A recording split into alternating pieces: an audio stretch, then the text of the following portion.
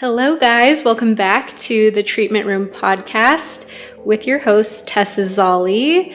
So, today we're going to be talking all about acne as a specialty and as a career for estheticians. I am joined by the best possible guest to speak on this topic, Douglas Preston, who happened to be my esthetician and acne specialist back in the day before I officially really got into this niche. Douglas, welcome to the show. We're excited to have you. Thank you. It's always wonderful to be on your podcast. It's a lot of fun. Yes, it is. And this is a spontaneous episode. So we're extra lucky to have you today. So, Douglas, do you want to speak a little bit on your background as an acne specialist and esthetician? Sure. And again, thank you again for having me on your program. Like I said, I really do enjoy it. This is my 44th year of aesthetics. Now, as a practitioner, I've actually retired. I finally put my steamer and extractor down and off.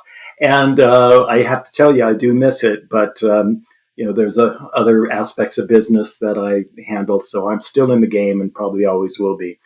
Acne was not my original focus. It was age management treatments.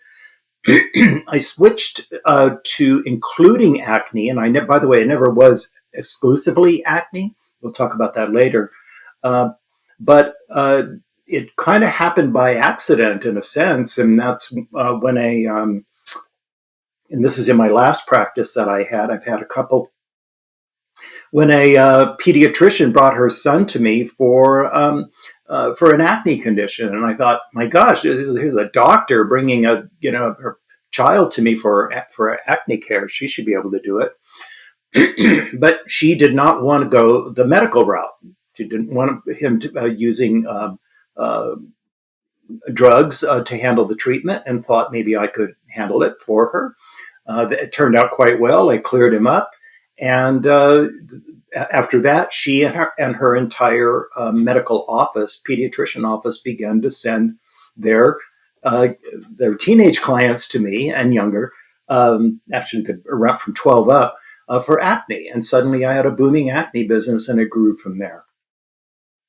So that's really how that began. Prior to that, in working with congestive skin, I had developed a special Comedone Rxtractor for this purpose. Some of you all may have heard of that, called the Preston Extractor, with an RX at the front of it. And that's become a worldwide phenomenon. It's the most effective tool there is for extractions. And since then, I've developed certification programs and training programs, both live and online. And that's all done under the banner of Preston Acne Pros, and you can find us online under that name. Do you think acne is an area of aesthetics that you would recommend estheticians get into? Why do you think it could be a good career move? Well, I certainly do, and there's a number of reasons for it. Certainly, if your focus is on skin care as an esthetician, you may be doing other things as well. But if skin care and facial treatments is the core of your business, then certainly acne care broadens your client base by quite a bit, not only with teenagers, but young adults and even adults who have adult onset acne or who have follicular congestion that maybe it may not be inflamed, but certainly visually it's not desirable, and it's something that we want to correct. So yes, I think it's a fantastic career and a growing one as more and more people are experiencing acne, but seeking alternate sources of treatment for it, not just medical, but also natural remedies and so forth, and non-traditional, which to a great degree, the work we do as estheticians would qualify for that. Yes. And before we get into, more about training, just as a baseline for anyone listening who's not familiar, could you explain a little bit about what is the difference between congestion versus comedones? How would you define that versus cysts and deeper breakouts? Sure. There's a broad spectrum of acne conditions and causes. What I have done is I drill down into a specific area of acne treatment, which I call congestive acne. This is where the follicles are blocked by a combination of sticky sebum and epithelial matter, dead skin cells that are shedding at a high rate, mixing with this sticky sebum and causing a blockage in the follicle. Now, that on its own is not necessarily going to cause a pimple or hot inflammation. You may just have a closed comedone there, which visually doesn't look very good, or you may have a blackhead, which never becomes infected. Let's say traditionally infected. There's some new research about going on right now about unseen or sort of silent inflammation that actually leads to congestion. But I begin where the congestion is visible in the follicle and is either creating a visual problem, an inflammation problem with pimples, or both. And the reason that I focus on that is because it's the most common type of acne that estheticians will encounter, and it's also the easiest for us to get some clearing in, because we can concentrate on follicular relief, and whether or not your client wants to participate in that, in the sort of full spectrum of home care, right, which is very difficult to get many of them to do. If your extraction skills are good and you're efficient and you know what you're doing with this, you can get tremendous clearing results without your client having to follow through on every single aspect of home care, which I don't know about you, but very few of mine really participated in that. To some degree, yes, mostly, partially, and in some cases, not at all. They just let me do the whole thing. And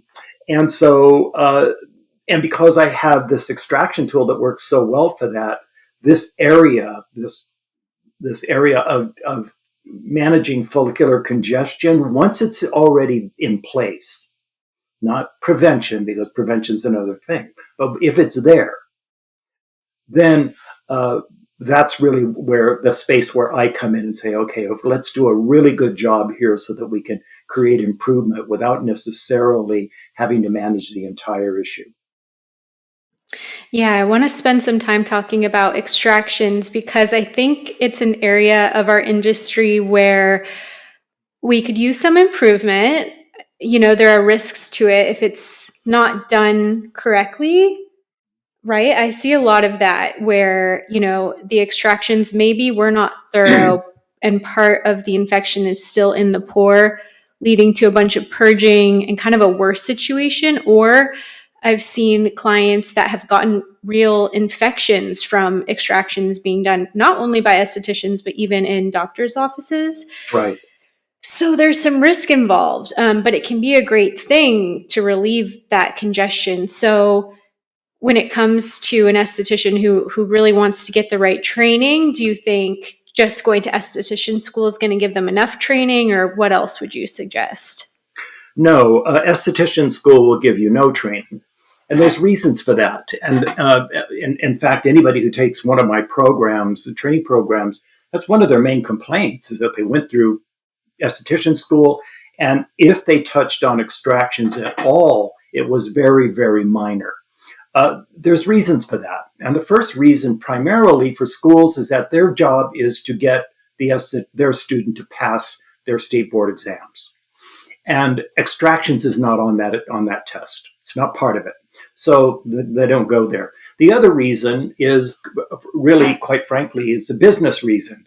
And that is that extractions lead to trouble if they're not done properly. The school doesn't have the proper training, and the esthetician, of course, is not trained in it at all. So when you start squeezing on the skin that's delicate like this, where bacteria is involved, you run a high risk of secondary infections and so forth for no real benefit for the school. So they want to stay away from that. I can't blame them at all. So postgraduate education is where you're going to find your extraction training. There's different people who do it. I, of course, think I have the superior method, needless to say, and it's been around for 4 decades. But it is a frustrating thing. So estheticians really are going to want to get extraction focused training. It is a skill. It takes a certain amount of courage and confidence in order to do it correctly, particularly if you're using the Preston Extractor. It's a serious extraction tool. But at the same time, it must be done correctly, as you said. But increasingly, it is a modality that customers, particularly acne customers, demand. But they don't want it to be an unpleasant experience. Unfortunately, it often is because of a lack of training, or in many cases, an esthetician who is overly aggressive without realizing it. Absolutely. Yeah, let's talk about that too, because that's a big complaint I hear from clients that, well, it can either kind of be either one of these. Not enough was gotten out of the skin, or it was too long, it was overly aggressive, like you said, and it was super painful, and that's what sticks with the client. Do you have any tips for estheticians when it comes to doing extractions more effectively and just how to provide the best overall experience for the client? Sure. The biggest problem that I've been able to detect is insufficient communication between the service provider and the customer. Now, when you have your initial consult with a potential customer, we need to really get a thorough understanding of what their expectations are. And particularly if we're going to be doing extractions. So if I think that's going to be part of the service, we're going to talk about that. So I might ask, have you had extraction treatments in the past? If so, what was your experience like? And so here you're going to find out what went on. What I usually hear are one of two things. One is they hardly did any at all, or they attacked me and it really hurt and it was very unpleasant. Okay, so in both cases, what I'm hearing is that there was no negotiation between the esthetician and the client. This needs to happen. So if I think extractions are going to be a part of what I'm going to do, I'm going to talk about that separately from all the rest of the treatment. Say, let me explain some things about extractions for you. Here's why we do them. Let me tell you my method for doing this. And we're going to do this to the degree that we need to, as long as you feel comfortable with it. I'll show you the tool that I use. We're going to do this together. So I'll be checking with your comfort level as we go along. If it's working fine for you, fantastic, then great. We'll just, we'll do as much as need be. If it's not agreeing with you, please let me know. We'll find another way, or we won't do that at all. But you're in charge here. So when you do this with a customer and you bring them into the service as having some control, they are much more tolerant of any discomfort that you might create. They're more patient with it, and they're less inhibited because they're not waiting for something to go wrong, right? Or they're gauging you against a bad experience. And I can promise you, almost nobody ever does this. And so, and especially dermatologists, if for heaven's sake, if they or an esthetician that they have is going to treat you, you're just ahead with a bunch of congested follicles. So you want to show your skill verbally first, engage the customer, get their agreement to do this so they feel confident in you. And I can tell you, you can do so much more. The satisfaction rate is much, much, much higher. Absolutely. I feel like also what you're saying is helping to build trust when for so long they've probably felt, frustrated by this condition, and like they've been in a lot of situations with providers where they haven't felt seen, or like that trust has been built. And I hear it all the time, the complaints about the dermatology visits, which is, nothing against the derms. We've talked Sure. before about how it's the insurance system is so it doesn't allow for much time. But I think when you're a young person struggling with this condition, how much it affects you day in and day out, and you're seeking help and a professional, and you just don't get that so often when you go in for these visits. So yeah, I love what you're saying, really taking the time to set the expectation, talk to them, and involve them in this process, which is pretty vulnerable. Like, you're meeting a new person, sharing your bare skin with them, and you have to go through a somewhat uncomfortable process, right? Sitting there, it can be painful. It can. Uh, and certainly in the tens of thousands of treatments that I performed in my career, I removed a lot of follicular congestion. And yeah, in some cases, in many cases, it was uncomfortable. But the client was satisfied with the fact that they were getting what they wanted. I did extensions Yes. on you, Tess. You Yes. know what that felt like. Exactly. But again, it was a process we did together, and you weren't exactly living across the street from me. So No, guys, I would drive 2 hours to go see Douglas because this tool, which we are going to link in the show notes, the Preston Extractor, and I'll leave my code as well for you guys. We have a special code for our listeners and anyone watching. But this tool is really special. It does allow you to get deep congestion out without trauma to the skin. So, while nothing is painless when it comes to extractions, it is exceptional, and I think it is the best on the market. So I went out of my way to see Douglas. and I miss you, by the way. I miss you Um, too. the What I've found also with a lot of estheticians is that one of the reasons they underperform is that it's a lack of confidence. They haven't had proper training. They're really worried about getting a negative reaction from their client. In some cases, they have, and they're scared, and so they don't want to go any further. And so they'll sometimes create a philosophy that protects them from having to advance their skills, right? It's like, well, clients don't like it, or I feel like that, we shouldn't do this, or, this is the only method that's safe. And there's a lot of misinformation and misunderstanding out there under extractions.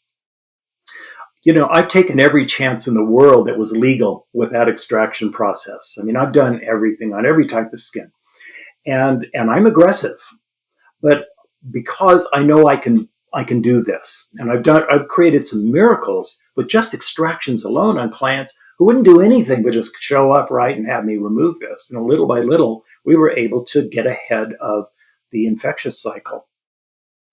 So confidence is something that we build over time, right? We don't start out that way. And I think it's a good idea to accept the fact that perhaps, you're not feeling, as strongly about extractions simply because you're not schooled in it. And that makes sense. And it's probably the wise way to go. But it would really benefit anybody who even is doing just age management treatments, and you have clients with, closed comedones and lots of open comedones around the eyes, on the nose. Again, that's a visual problem. And that's what I call an aesthetic problem, not an acne problem. Technically, it's acne, but I consider it aesthetic.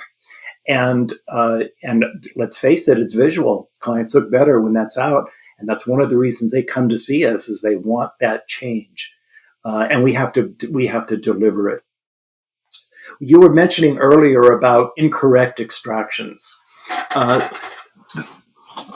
One of the things that's really important when you're dealing with congested follicles is to really understand what's down in that thing, down in there. And sometimes post extraction breakouts happen because of a stimulation of a certain type of acid that leads to more congestion, therefore more bacterial interaction with that. Are you talking about purging, Douglas? No, not purging. Okay. Purging is something that it's interesting. My wonderful colleague Rebecca James Gadberry sent me a couple of papers recently on advances in acne Oh, and wow. acne treatment. And one of the things that was in there, I had to laugh at that today, was the myth behind purging. Well, I always knew it was a myth. From the very first time I heard about it in beauty school, it didn't make sense to me because physiologically it's not possible. It is an incorrect way to explain a phenomenon that happens that is actually not good, and it is not purging, it is reactive, and it can be avoided. So, for example, just to give you an idea, I know I'm a little off track here, but this might be helpful to people.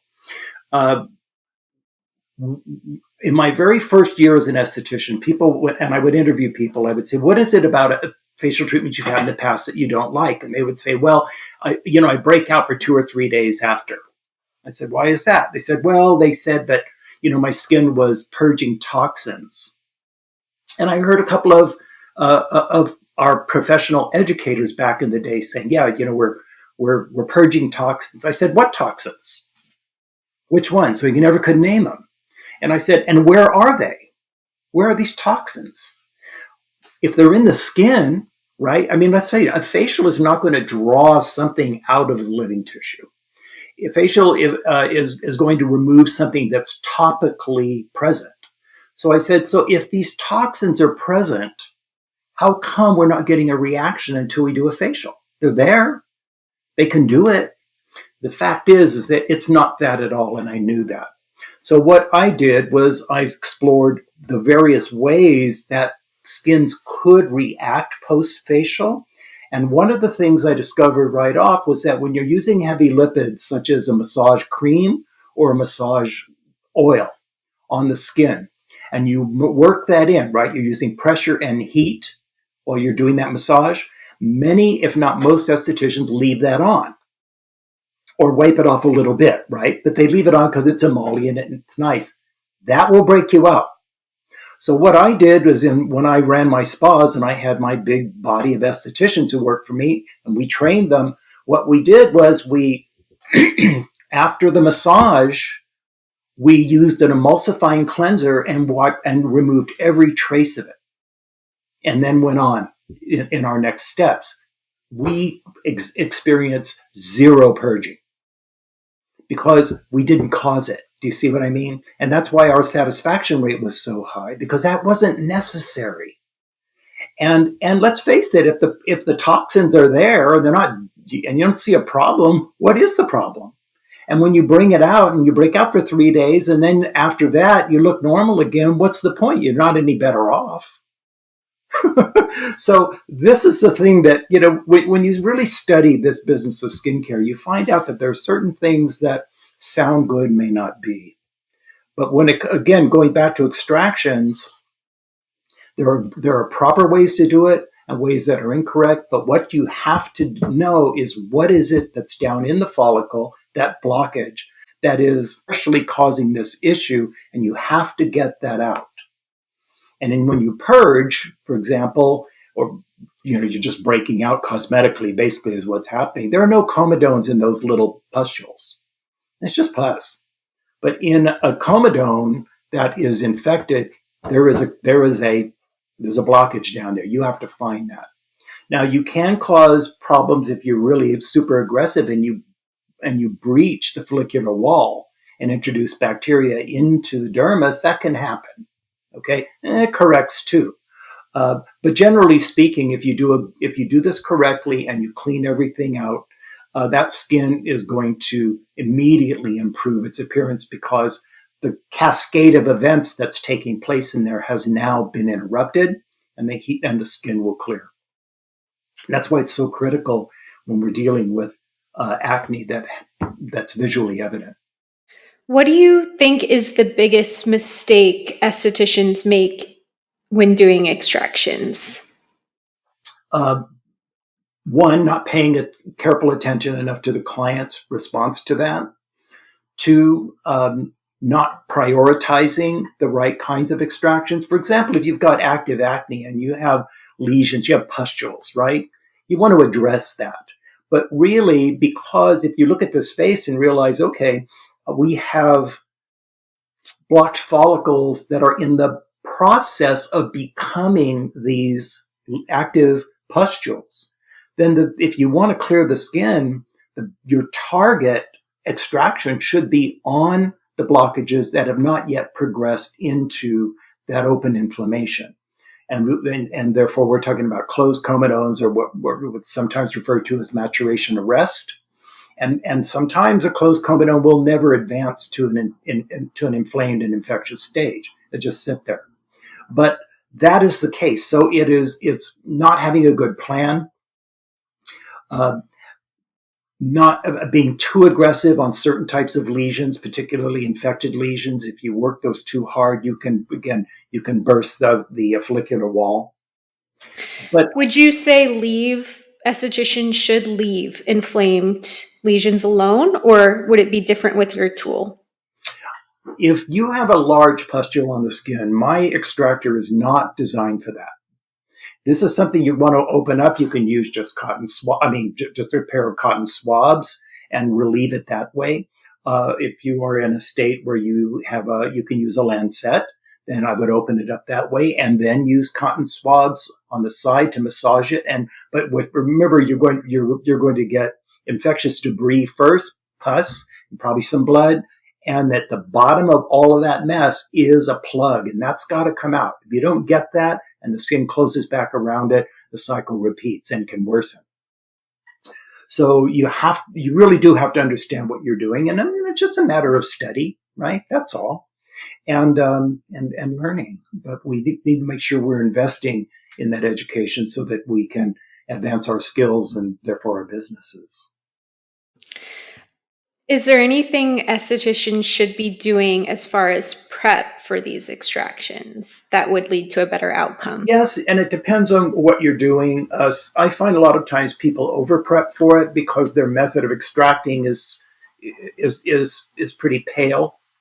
But a salicylic cleanser. I was reading that people are saying, "Oh, you shouldn't use steam when you're doing this." Well, because it's too hot. I just find that funny. That's like saying I'm not going to go swimming because the pool is 8 feet deep at one end. Well, go in the other side. It's only 2 feet, right? I mean, you don't have to do that. So if your steamer, you want to check with your client and make sure that the steamer feels comfortable. And if it's not, back it up, right? Move it away a bit. You know what is funny? And maybe that I think this deserves maybe a little more communication between the client and the esthetician is explaining like what the steam should be, because some clients almost just think they need to sweat and have the most intense steam like super close to their face, which is also, just maybe too much. We don't want excess steam and it's not necessary. Well, we're not trying to damage the skin for heaven's No. sakes, or to stimulate bacterial growth right. or glandular activity. I've never had anybody tell me they didn't get enough steam. But again, we're engineers as service people. We're supposed to let people know what's going on. Now, if you overdo it, you're going to sound like you don't have much confidence, right? But some of the basics where the client is going to experience something that is, that might be significant physically, or even in terms of scent, we have to prepare them for this. And so when it comes to something like steam, I explain what it's for, right? This is to apply an even veil of moisture at a warm level, because going back now to what you were saying, first I'm going to use a salicylic cleanser to try to loosen up some of the material in the skin. And then generally I will use a proteolytic or keratolytic enzyme, papain, bromelain, in combination under steam, so that we can loosen up the epithelial matter, but also to raise the pH of the skin. We want that skin soft and pliable, which when you've got a higher pH level, you will achieve that. And then at that point, I start extracting. After that, then you can apply a toner if you want, because we do want to change the pH back to an acidic level, and cold applications if need be, and then anything else you want to use, red light therapy or blue light therapy, depending on your approach. That's up to the esthetician.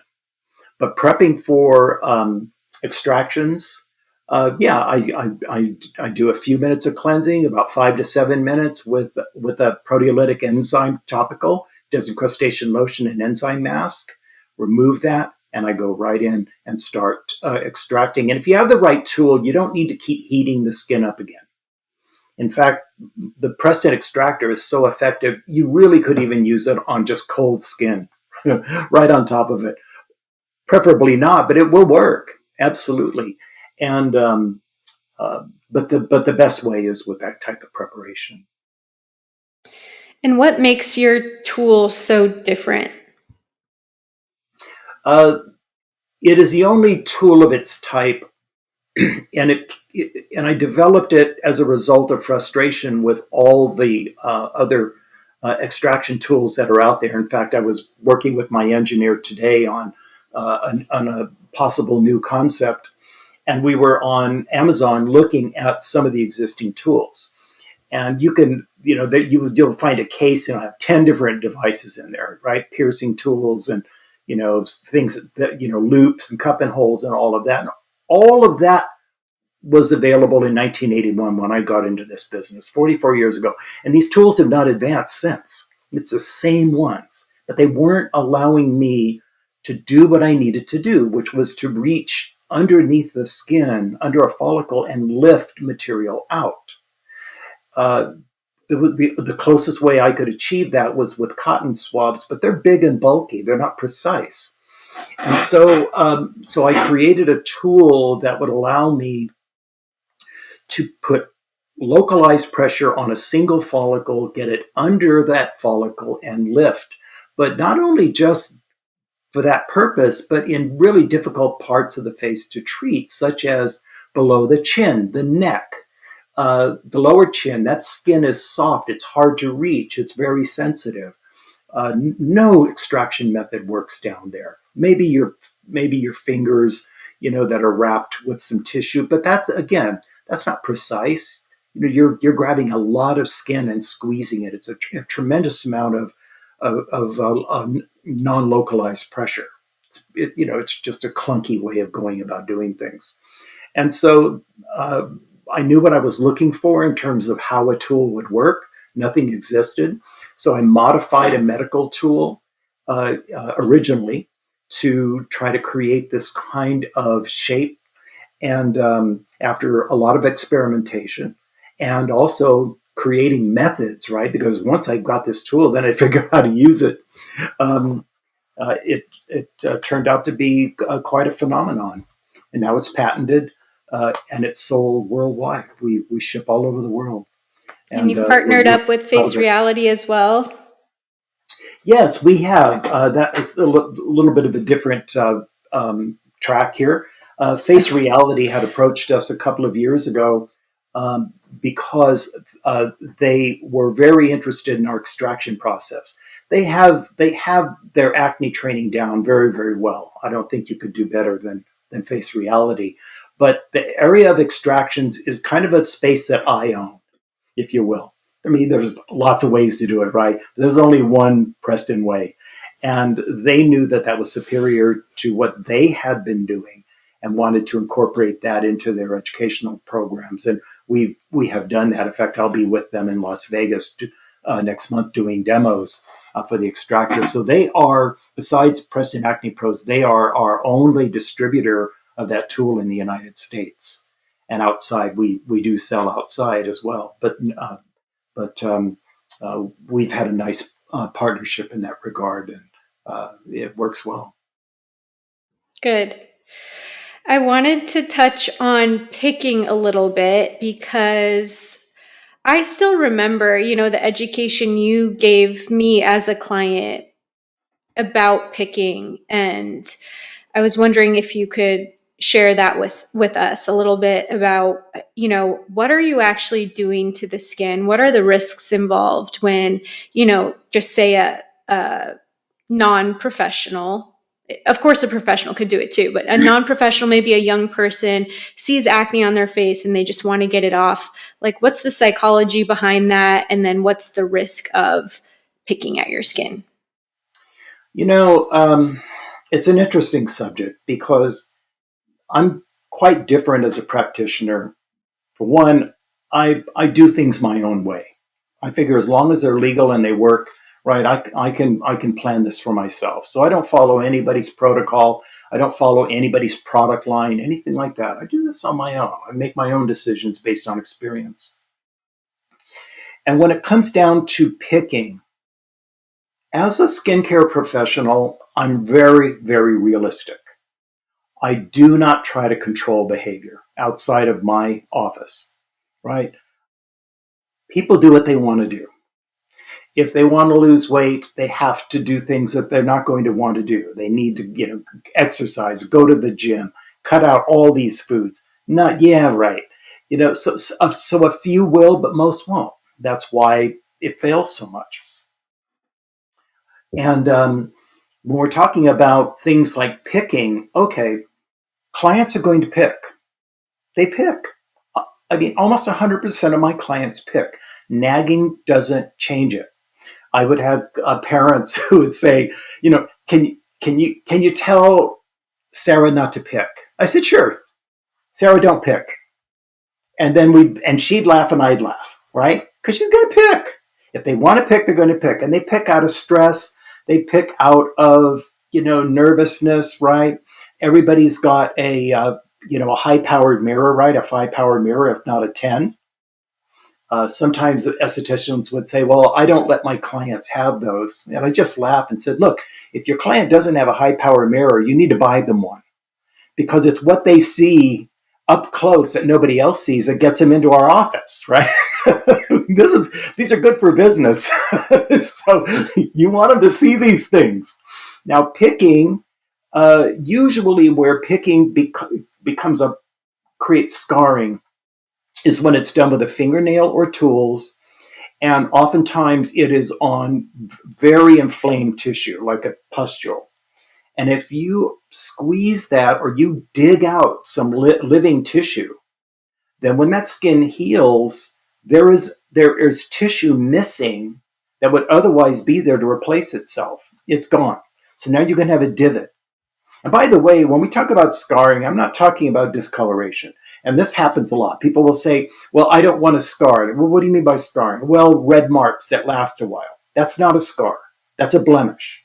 There's a difference. A scar is literally tissue disfigurement. Okay, so we're talking about a raised scar, a pit scar, keloid, whatever. That is a scar. It's a repair. It's a patch on the skin for a trauma that happened.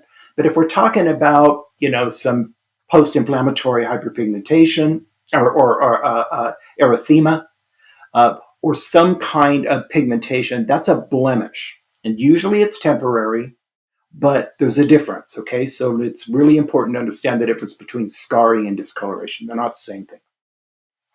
But but where a person is going to have pitting as a result of their own picking, it's because they got really aggressive, like I said, with a tool or a fingernail, and they've dug out some tissue. Also, if they created a huge infection, there may be some burnout in that follicle that will then cause some pitting. So I certainly have a few scars from when I was a teenager and digging with my fingernails, right? Some people have used all kinds of crude instruments on their skin, from hairpins to tools out of the out of the garage. I mean, I've heard some crazy stories. But picking is something people do as a result of frustration, as a result of nervousness, and so forth. So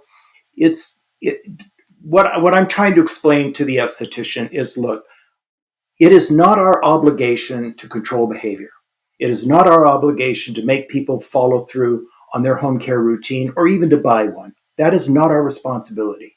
Our responsibility is to determine what the problem is, respond to it with our knowledge, and let it go at that. I wanted to ask you, I get this question often. What is going on when a client says, I'm continuously breaking out in the same place over and over again? Okay. Oftentimes that's the cheek area, I find. But a lot of times it's in the hormonal zone, right? So around the mouth, chin, lower area. Then we're dealing with systemic issues there. And that may be something that's that's going to require a little more control, right? So here's where you're dealing with gut health, with lifestyle, with stress, with bad diet, with recreational drugs, alcohol, over consumption of caffeine. There are so many things. Incorrect product selection, right? We can't control all of that, but we can at least keep investigating to see if we can find what some of the influences are there and control that. And in some cases, it just keeps happening. And if I can't control it, usually I can at least mitigate it. And for many people, that's good because I don't have a cure for it. Doctors don't have a cure for it, right? And so we need to be practical about that. My job is to control this condition as much as I can until finally it corrects itself, which usually it will over time. And there's various schools of thought about that, and I have my own. But that is a common problem. I saw it many, many times. That a person would have this area, and people would say, "Well, you need to wash your pillowcases more often." Okay, maybe. Don't sleep on that side of your face. Beware of how you handle your skin. All of those things are influential, but they may not be the foundational problem here. And and it's just that's why we call it practice. It's just study, right? Until we can find a way to reduce it. Absolutely. Have you seen something to the effect of a pore getting damaged and then it being almost just easier for it to fill up or break out? Not necessarily an individual follicle. It's possible that could happen, that you might have one that is structurally weaker than others. So that if there is some congestion in there, perhaps the strength of the follicular wall is not adequate to handle what's going on in there. Then we also may have just a distended follicle, right, which doesn't really break out, but is permanently dilated and it fills up with sebum, but also with topicals. And you press that out as well. Yes.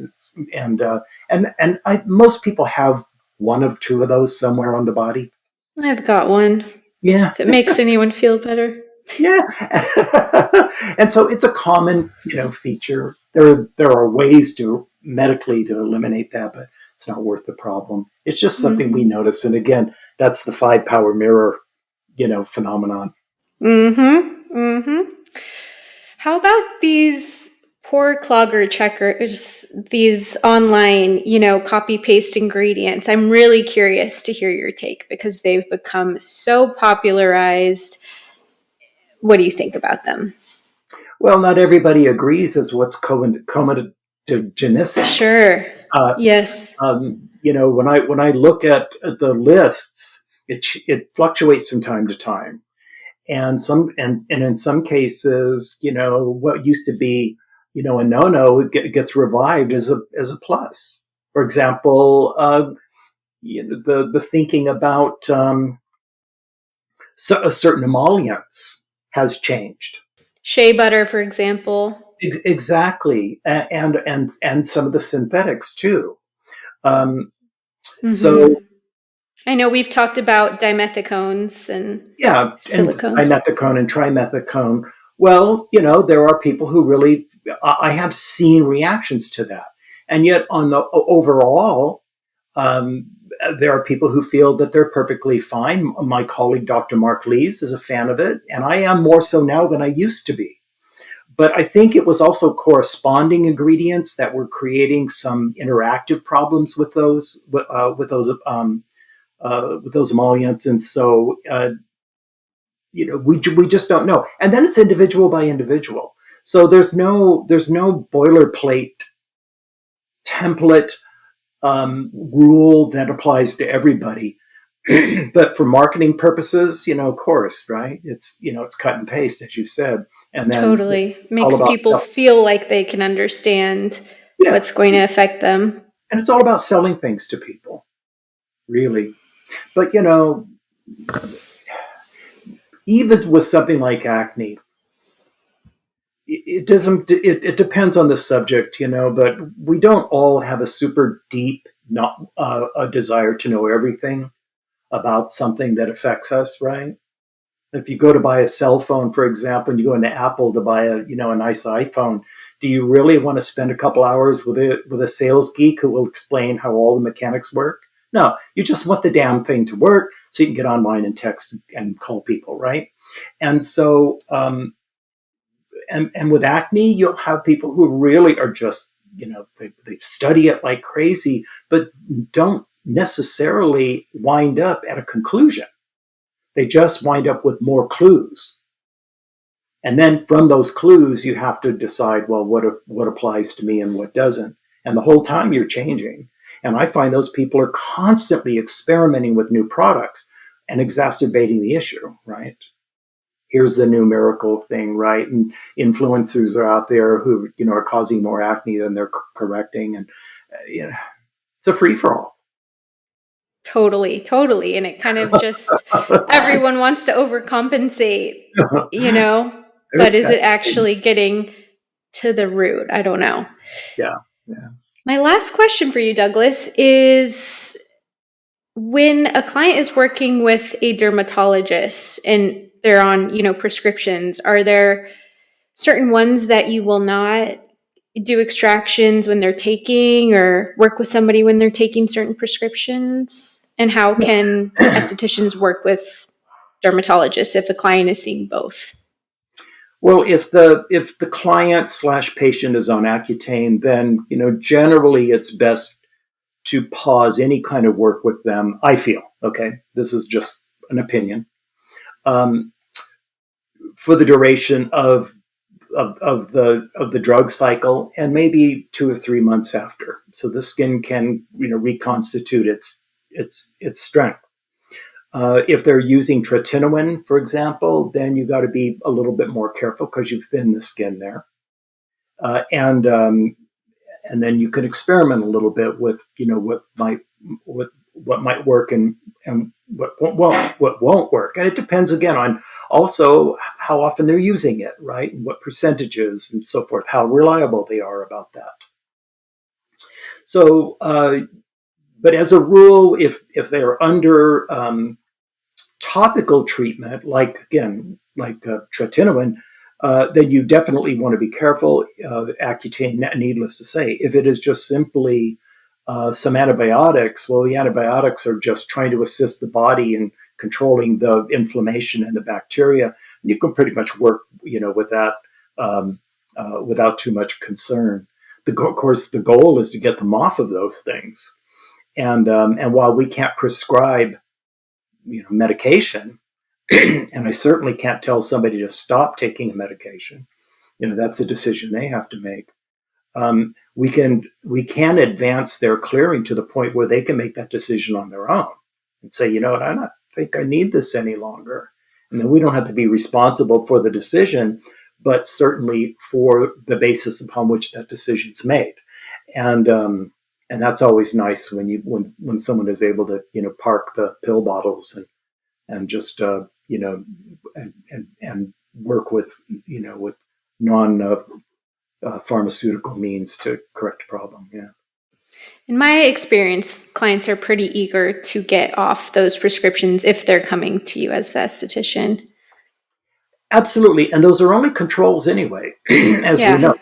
Absolutely. Just like us, crutches. Yeah. They're just controls, and they don't always work, and very oftentimes they have side effects which are very unpleasant, and most people would rather not do it. And also, when we're talking about reliability here, it's tough enough to get people to do a skincare regimen according to instruction, right? Well, there's a reason why when you get a prescription from a physician, you got that paperwork that comes with it, and it's very adamant about, look, you've got to take every one of these pills exactly the way they're prescribed. You can't go on and off with them. This isn't going to work. That can, anybody who ever had a bladder infection and got sulfa drugs for that and didn't take them all after you felt better, you don't want to do that. That the signs of that may go away in 4 or 5 days, but you better take all 10 days of those pills, or you're going to really have hell to pay. And so, because traces turn back into full blown problems. And so, we we and we tend to be a more pleasant experience, even with extractions. They could talk to us, right? But I had entire families that came to me for acne. But certainly wasn't Same, yeah. inexpensive, but it's where they wanted to be, and Mm-hmm. and the results as a whole were pretty good. Never 100%. There were a few Sure. cases where I simply could not get to the bottom of it. My client would come in weekly. They did not improve. And at that point, then I would make what I would consider to be an ethical decision about steering them towards something more effective that would work for them. And sometimes they didn't want to stop coming, but you know, I would want them to change, because I did want them to improve, and I knew that there were resources available that would do that. Yeah, that makes sense. How do you think, is the best way to approach that conversation if you feel like ethically it's not improving? Are you just pretty cut and dry? It's not easy, because you have to think about this. If a person's not showing a lot of improvement, but yet they're dedicated to coming to see you, there's something more going on there. And very often there is a relationship factor in there. I know I had a boy who was about 15. He and his mom would come, and I was not getting anywhere with his treatments. They were really bloody messes, honestly. But he loved coming in there, and every now and then he'd bring me a gift, and he just liked talking to me, and the mom did. And I finally had to tell her, I cannot help your son. I just can't. And I can't feel good about what I'm putting him through. These were painful treatments for no apparent benefit. Here's the thing. There were a couple of times, this was about a 2-year relationship. There were a couple of times when he actually followed my directions, and we saw real improvement. And then it stopped. And I began to think that he might be self-sabotaging, because if he got better and got over this, he wasn't going to be coming back in anymore. You see what I mean?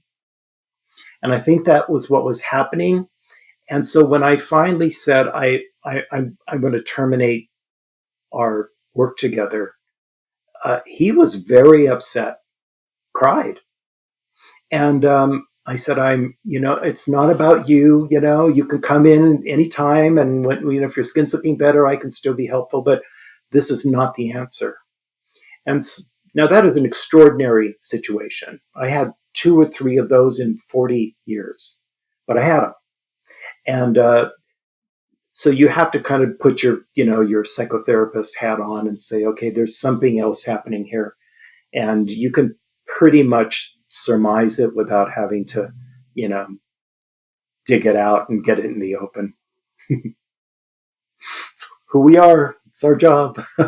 Yeah, no, but we all go through that, There's always challenges Oh yeah. Yeah. in What this what a business. wonderful Yeah. career though.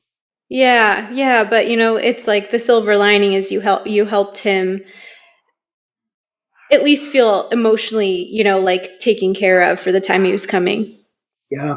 I never saw him again after that, but my hope was that that they found an answer, because he certainly needed it, and he was going to scar horrifically. And that's another reason why I was pushing him. Hopefully he went on Accutane, honestly, because that was the only thing I could see that was going to arrest this, and it needed to happen. Yeah, he was going to have a terrible legacy of scarring, and the best thing I could do is to stop and try to direct them, hopefully, and Totally. And understand when your scope stops and when he needs something else. sometimes you just got to do it. Yeah. Yeah. Well, Douglas, I've loved our conversation. Thank you so much for sharing everything you did. No, Where can we find you? Yeah, how can estheticians who want to learn from you get in touch? Yes. My website is PrestonAcnePros.com. There's a lot there. I'm my extractor there. And by the way, if you use Tess's code, which is TESS 10, so just one word, Tess 10, 10. If you're purchasing an extractor, you'll save 10% on that tool. You just put the a coupon code in at checkout, and it will come up for you, and it'll save you some money. Also, you'll see my training programs there, both in person and online trainings. There's a lot of material there, and I highly recommend that you look at that for acne therapy in particular, and to advance your skills. I also have a certification program which was quite thorough, and it focuses on acne certification for congestive acne, like I said, which is the kind of acne you're going to see more of than anything else. And I recently started a program called Mentoring Mondays. Today was going to be the day I started it, but I had a conflict. This is a free program. It'll be one Monday a month. If you go onto my website, PrestonAcnePros.com, and join the site, so go to log in and then just create a password and so forth. Then go to Mentoring Mondays. You can register for these sessions. They're hour-long sessions, and it's all about the business of aesthetics. And there'll be a theme for each meeting. This is the same work I do as a business consultant. It's not a teaser. It's not a way to get you to buy anything. This is literally kind of a gift that I'm doing for the industry that's treated me so well for so many years. If you register for the program, each month you'll receive a link to a Zoom program, and you'll be able to come into that. And I highly recommend it because you're going to learn an awful lot at no cost to you. So please join us. And there we are, Tess. What a pleasure. Who knew we'd be talking today? I know. I'm so glad we did this. I know the listeners are going to get a ton of value out of this conversation. So thanks as always for being so generous with your time. We love having you. And guys, go check out Preston's website. It'll be linked in the show notes. We'll have the discount code for the tool and any classes you want to take with him.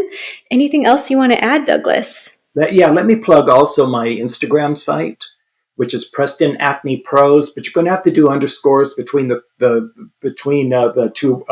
three words. We used to have it as just Preston Acne Pros.